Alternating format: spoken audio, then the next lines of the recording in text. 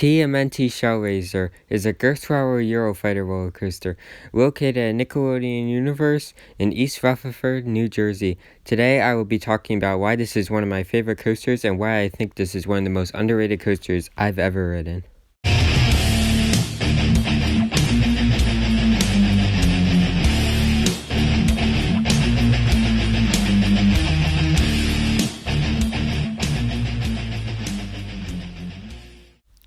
So when I went to Nickelodeon Universe, I wasn't sure what I was going to think of Shellraiser.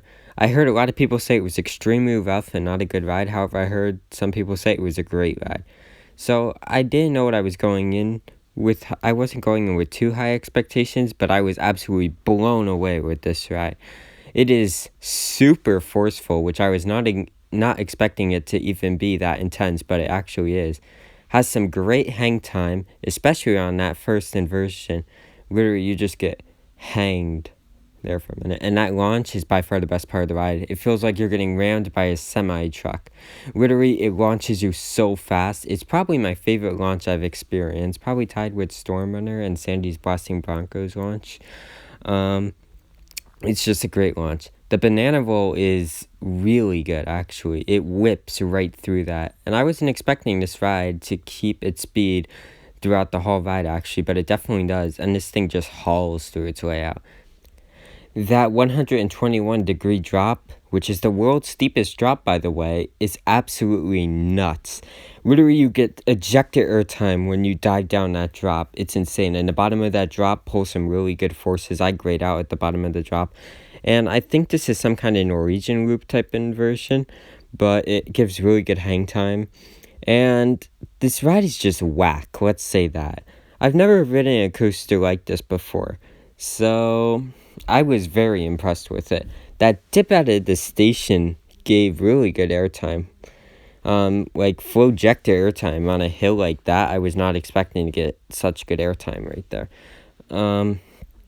But this ride is just so good. Yes, it is a little bit rough, but I wouldn't say rough. I would say it's very rattly. But it's not too bad. There is a couple moments of headbanging, but not a lot, so it's not like a rough ride at all. Like, people say it's unbearably rough, and it's definitely not unbearably rough. So now, I think it's time we take a front row ride on TMNT Shellraiser. So first, you turn out of the station and go down this little dip. This gives some great airtime, actually. Then you go through this 0G roll, which gives some great hang time. And then you hit my favorite part of the ride, the launch. This launch is insane, and I think you reach your top speed of 62 miles per hour at this point of the ride. And then you go up through this giant loop, which gives great hang time, and it's definitely one of the best parts of the ride. Then you go through my second favorite part of the ride and favorite inversion on the ride, the banana roll. It whips through this inversion. You then go through this weird loop, which also it whips right through it. Then you go over this twisted airtime hill, which gives some pretty good floater airtime, actually. Then you hit this mid-course brake run, and then you start going through the second half. So you're going to make a turn right here, and then you are going to go up the lift hill now. Of course, I'm going to speed up the lift hill right here, because then this would take like another minute if I weren't to speed up the lift hill in this video. So you're going to go up the lift hill, and you're facing right up at the ceiling.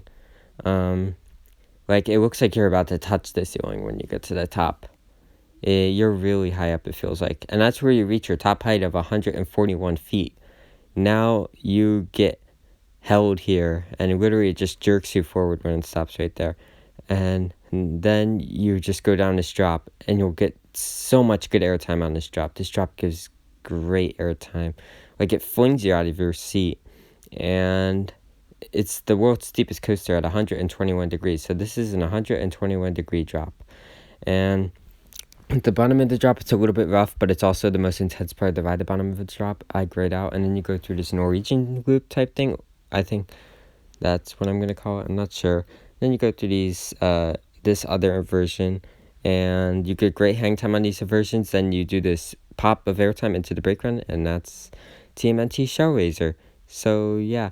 And now it's time for me to give TMNT Shellraiser a final score, and I'm going to give it a score of a 9.8. TMNT Shellraiser is an absolutely incredible coaster.